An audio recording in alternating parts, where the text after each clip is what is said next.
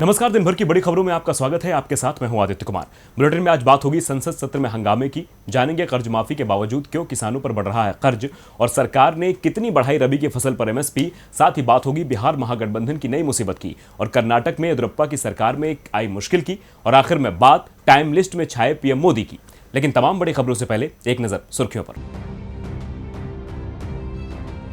प्रशांत भूषण की बड़ी मुश्किलें, दिल्ली बार काउंसिल ने किया तलब, 23 अक्टूबर तक पेश होने के दिए निर्देश। सुप्रीम कोर्ट ने दिया आदेश, 30 अक्टूबर तक नए वाहनों में रजिस्ट्रेशन के समय हाई सिक्योरिटी रजिस्ट्रेशन प्लेट लगाना होगा अनिवार्य। हाई सिक्योरिटी नंबर प्लेट न लगाने पर भरना पड़ सकता है 10,000 रुपए तक का जुर्माना। मध्य प्रदेश विधानसभा उपचुनाव में प्रियंका गांधी होंगी कांग्रेस की स्टार प्रचारक, राज्य की कई सीटों पर करेंगी प्रचार, कार्यकर्ताओं से भी करेंगी मुलाकात। ईपीएफओ के सदस्यों को वित्त वर्ष 2019 से 20 के लिए मिलने वाला है पीएफ पर ब्याज, सरकार जल्द देगी पीएफ की पहली किस्त, 2 किस्तों में आएगा पैसा। और गिरावट के साथ बंद हुआ शेयर बाजार, सेंसेक्स 65 अंक की गिरावट के साथ 37,668 पर बंद, निफ्टी 21 अंक की गिरावट के साथ 11,131 पर हुआ बंद। सुर्खियों के बाद अब बात आज की सबसे बड़ी खबर की। स्वास्थ्य मुसीबत के बीच सरकार ने जैसे तैसे संसद का मानसून सत्र बुलाया और यह सत्र समय से पहले ही समाप्त भी कर दिया गया। यह सत्र कई मामलों में पिछले सत्रों से अलग था। सदन में फिजिकल डिस्टेंसिंग दिखी तो सरकार और विपक्ष की तल्खी भी सामने आई। सत्र के समाप्त होते होते तो ये तल्खी इतनी बढ़ गई कि सदन विपक्ष के बिना ही चलाया गया, क्योंकि विपक्ष ने संसद के दोनों सदनों का बहिष्कार कर दिया था। सरकार मौजूदा हालात में सत्र बुलाने को अपनी उपलब्धि बता रही है, वहीं विपक्ष सरकार के फैसलों को लेकर उसे घेर रहा है। इन सभी बातों पर चर्चा के लिए हमारे साथ मौजूद है राजीव जी। राजीव जी, स्वागत है आपका। लेकिन चर्चा शुरू करने से पहले ये रिपोर्ट देखिए। स्वास्थ्य मुसीबत की वजह से संसद सत्र की शुरुआत कई सारे नियमों के साथ हुई। संसद की कार्यवाही शुरू होने से पहले ही उसके नियमों को लेकर ही सवाल उठने लगे और अंततः सदन के अंदर भी विपक्ष का विरोध देखने को मिला। संसद का मानसून सत्र 18 दिनों तक चलना था, लेकिन सरकार ने स्वास्थ्य मुसीबत का हवाला देते हुए राज्यसभा की कार्यवाही 10 दिन में ही खत्म कर दी। दरअसल लोकसभा में कृषि बिल लाए जाने के बाद से ही सरकार को विपक्ष और किसान घेर रहे हैं। विपक्ष ने तो संसद की कार्यवाही का बहिष्कार ही कर रखा है। ऐसे में राज्यसभा में सरकार ने जरूरी विधेयक पास कराकर इसे अनिश्चितकाल के लिए स्थगित कर दिया। 1 अक्टूबर तक चलने वाले इस सत्र को 8 दिन पहले ही खत्म करने का फैसला लिया गया। राज्यसभा की बैठक शुरू होने से पहले उपसभापति का चुनाव हुआ और हरिवंश नारायण सिंह दोबारा उपसभापति चुन लिए गए। बाद में हरिवंश नारायण को लेकर ही विपक्ष और सत्ता पक्ष में तनातनी बढ़ी।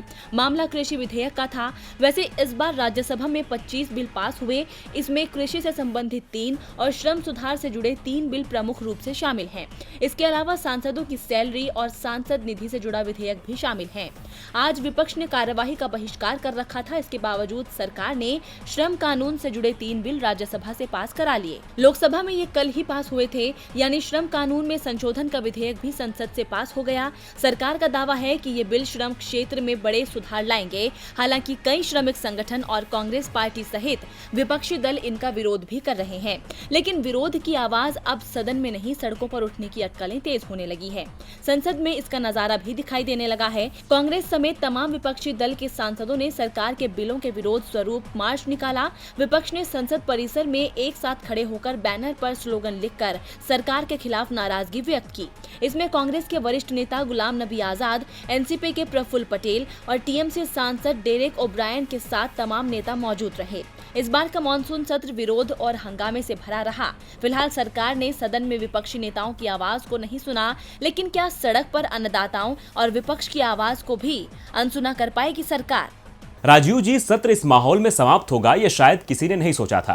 विपक्ष ने सदन का बहिष्कार कर रखा था और सरकार विपक्ष को मनाने की जगह विपक्ष रहित सदन में धड़ाधड़ विधेयक पास करा रही थी। वैसे विपक्ष के प्रति नरम रवैया दिखाकर उन्हें सदन में बुलाया भी जा सकता था, लेकिन ऐसी कोशिश मोदी सरकार की ओर से नहीं की गई, जिसके बाद ऐसे लगता है कि सरकार को विपक्ष की जरूरत ही नहीं है। क्या सरकार की नीति हमारे लोकतंत्र पर सवाल खड़ी करती है? जी आदित्य, बिल्कुल जिस तरीके से संसद का मानसून सत्र शुरू हुआ और सरकार का जो रवैया इस पूरे सत्र के दौरान रहा, उससे न केवल लोकतंत्र पर बल्कि सरकार की नीयत पर भी सवाल खड़े हो रहे हैं कि क्या वो देश में लोकतंत्र के नाम पर अपनी मनमर्जी थोपती रहेगी। स्वास्थ्य परेशानियों के बीच सत्र आयोजित हुआ तो उससे कई तरह के बदलाव उसमें किए गए, लेकिन सरकार ने इन बदलावों की आड़ में प्रश्नकाल को ही खत्म करना चाहा। उसके बाद विधेयकों को पारित करवाने में भी सरकार का अड़ियल रवैया हावी रहा। अब तक विपक्ष सदन से वॉकआउट करता था या सदन के भीतर विरोध का शोर शराबा होता था, लेकिन विपक्ष द्वारा दोनों सदनों का बहिष्कार किया जाना ये बताता है आदित्य की सदन के भीतर लोकतंत्र को पर्याप्त सम्मान नहीं मिल रहा है। भाजपा इस वक्त सत्ता में है तो ये उसका कर्तव्य है कि वो सदन की मर्यादा के साथ साथ विपक्ष के सम्मान को भी बनाए रखे, लेकिन भाजपा तो सत्ता में ऐसी मदहोश है कि उसे न विपक्षी दलों के सम्मान की फिक्र है और न ही सहयोगी दलों की। भाजपा चाहती तो इतने विरोध के बावजूद विपक्ष से बातचीत की कोशिश करती, उनसे सदन का बहिष्कार न करने की अपील करती ताकि जो भी विधेयक पारित होते वे पर्याप्त चर्चा के साथ पारित होते। मगर विपक्ष के बहिष्कार के बाद तो भाजपा को पूरे मैदान में खुला खेल खेलने की छूट मिल गई और उसने कई विधेयक बिना विपक्ष के पारित करवा लिए।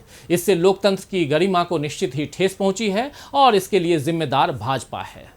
बढ़ते हैं अगली खबर की ओर। बीते रविवार को लोकसभा में मंत्रालय की तरफ से जो आंकड़े पेश किए गए हैं, जिनसे साफ पता चलता है कि पिछले 6 सालों में कृषि कर्ज माफ करने के वादे के बाद भी 10 राज्यों ने अब तक करीब 1,12,000 करोड़ रुपए का कृषि कर्ज माफ नहीं किया, जिसकी वजह से यह कर्ज और बढ़ता जा रहा है। एक रिपोर्ट के जरिए समझिए।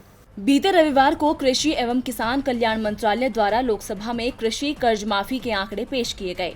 केंद्रीय कृषि मंत्रालय के अधीन नाबार्ड द्वारा इकट्ठा की गई सूचना के मुताबिक साल 2014 से लेकर अब तक 10 राज्यों और एक केंद्र शासित प्रदेश ने कुल 2,70,000 करोड़ रुपए के कृषि कर्ज को माफ करने का वादा किया था, जिसमें से 1,59,174 करोड़ रुपए के लोन को ही माफ किया है, जबकि 1,11,051 करोड़ रुपए के ऋण को माफ नहीं किया गया है। मंत्रालय ने संसद में जो जानकारी पेश की है, उसके मुताबिक विभिन्न राज्यों की अलग अलग कृषि कर्ज माफी योजना के बावजूद किसानों पर कुल कर्ज राशि बढ़ती ही जा रही है, जिसमें मध्य प्रदेश, राजस्थान, पंजाब, कर्नाटक, महाराष्ट्र, उत्तर प्रदेश, तमिलनाडु, छत्तीसगढ़, तेलंगाना, आंध्र प्रदेश, पुदुचेरी और जम्मू कश्मीर शामिल हैं। आलम यह है कि पिछले 5 सालों में यानी 2015 से 2020 में किसानों पर करीब 35% कर्ज की बढ़ोतरी हुई है। मंत्रालय के मुताबिक 31 मार्च 2015 तक किसानों पर 8,77,252 करोड़ रुपए का कर्ज था। 31 मार्च 2020 में बढ़कर 11,81,901 करोड़ रुपए हो गया। 7,28,306 करोड़ रुपए का कर्ज अनुसूचित वाणिज्यिक बैंकों यानी SCB का है। क्षेत्रीय ग्रामीण बैंकों यानी RRB के कुल 2,08,840 करोड़ रुपए का कृषि कर्ज है। राज्य और जिला सहकारी बैंकों के कुल 2,44,755 करोड़ रुपए का कर्ज है। 31 मार्च 2016 तक बैंकों ने कृषि लोन 9,84,764 करोड़ रुपए दिया था। 31 मार्च 2017 तक बढ़कर 10,43,586 करोड़ रुपए हो गया। 31 मार्च 2018 तक ये राशि और बढ़कर 11,17,459 करोड़ रुपए हो गई और 31 मार्च 2019 तक 11,78,581 करोड़ रुपए हो गई। आपको बता दें कि सितंबर 2019 में आई कृषि ऋण पर रिजर्व बैंक ऑफ इंडिया की एक रिपोर्ट में कहा गया है कि किसानों के कर्ज माफ करने से राज्य के वित्त पर बहुत बुरा प्रभाव पड़ा है। रिपोर्ट में कहा गया, एक वृद्ध आर्थिक दृष्टिकोण से कृषि ऋण माफी की नीति इस तर्क पर आधारित है कि इससे किसानों पर ऋण के भार को कम किया जाएगा, जो कि उन्हें वास्तविक आर्थिक गतिविधि को बढ़ावा देने में सक्षम बनाती है।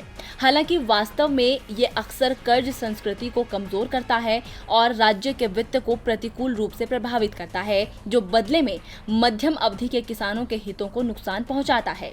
इसके बाद RBI ने सुझाव दिया कि किसानों को राहत पहुंचाने के लिए ऋण माफी के बजाय समग्र कृषि नीतियों को अच्छे तरीके से लागू करने की जरूरत है।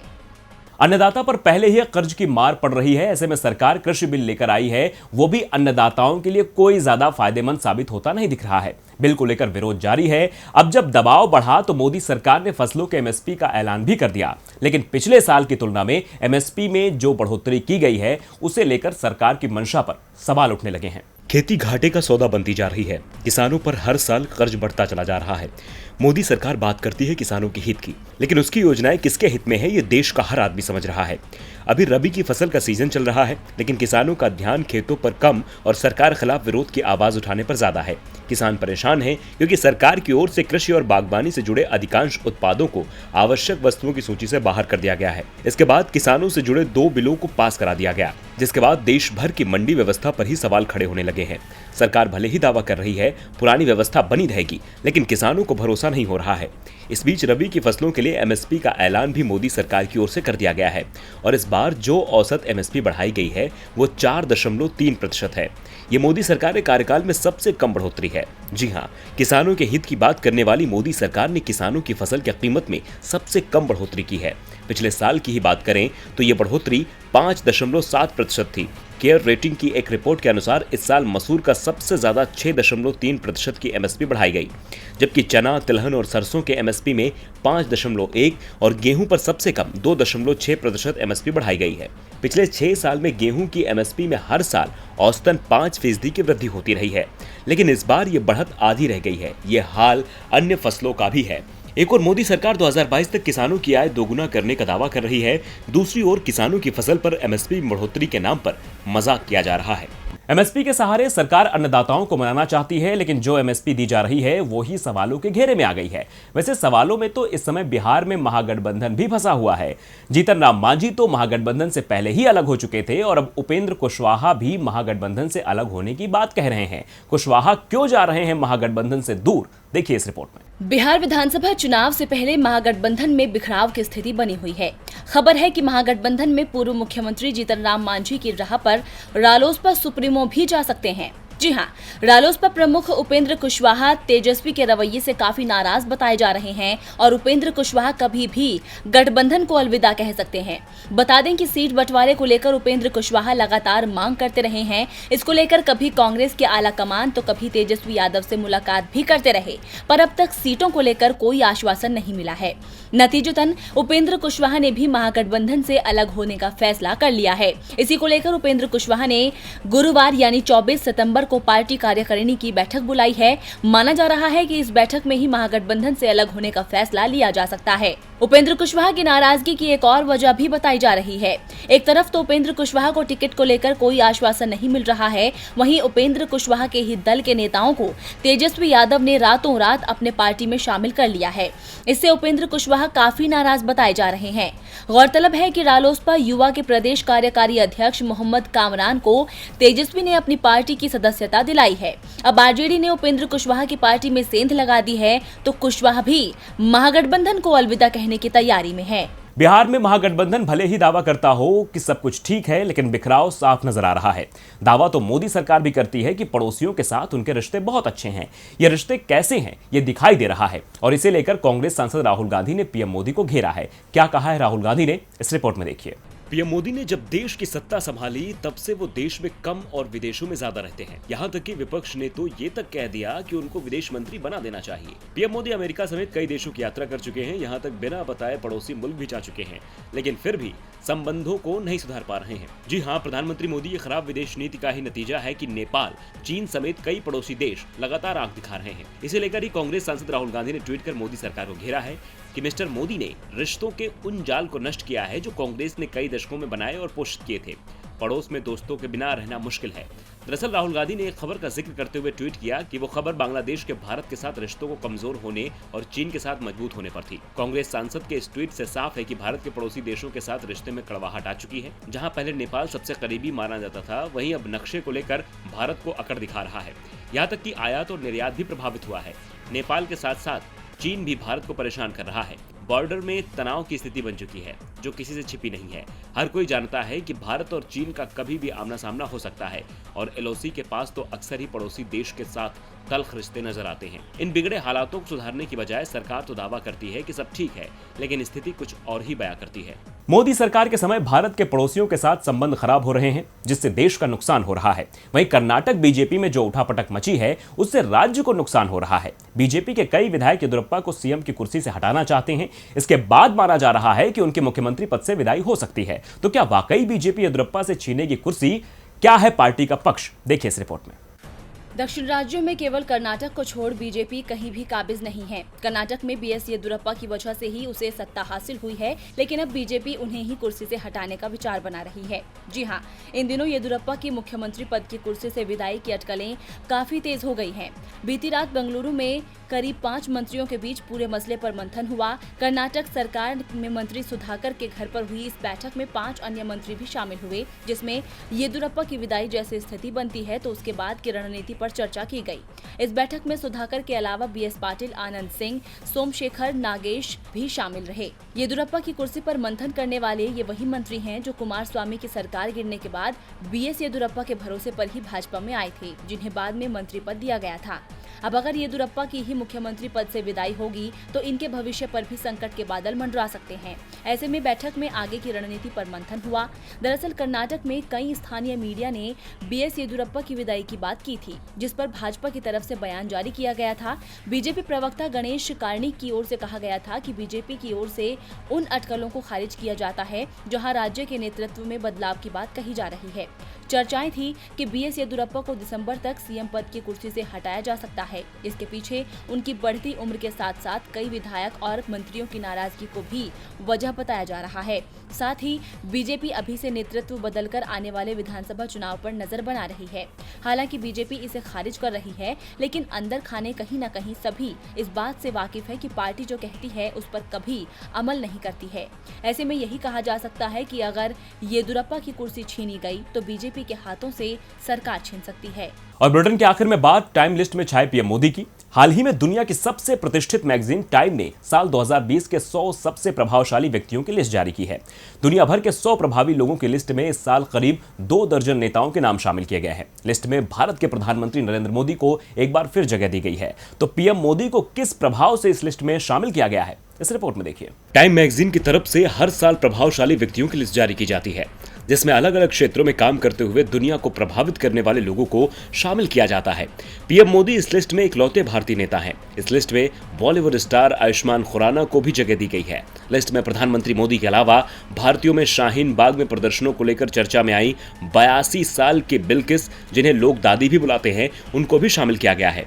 गौर करने वाली बात तो यह है कि इस लिस्ट में प्रधानमंत्री मोदी का नाम तो है और प्रभावशाली नेता के तौर पर ही हुआ है, लेकिन आलोचनात्मक प्रभाव के तौर पर। टाइम ने लिखा है कि लोकतंत्र में वही सबसे बड़ा है जिसे जितने ज्यादा वोट मिले हैं। लोकतंत्र के कई पहलू हैं, जिसमें जिन्होंने जीते हुए नेताओं को वोट नहीं दिया है उनके हक की भी बात होती है। भारत दुनिया का सबसे बड़ा लोकतंत्र है और यहाँ पर हर धर्म के लोग रहते हैं। मैगजीन में रोजगार के वादों का जिक्र किया गया है जो कि प्रधानमंत्री ने भारत की जनता से किए थे। मैगजीन में लिखा गया कि रोजगार के वादे को लेकर भारतीय जनता पार्टी सत्ता में आई और इसके बाद कई विवाद सामने आए। इस लिस्ट में भारतीय अल्पसंख्यकों पर हमले की बात भी हुई और उसके बाद महामारी की मार झेल रहे भारत की भी बात हुई। तो जाहिर है कि पीएम मोदी को अपने घर में तो आलोचनाओं का सामना करना ही पड़ रहा है, अब तो विश्व पटल पर भी आलोचना शुरू हो गई है। दिन भर की बड़ी खबरों में फिलहाल आज के लिए इतना ही। देखते रहिए DB लाइव। नमस्कार।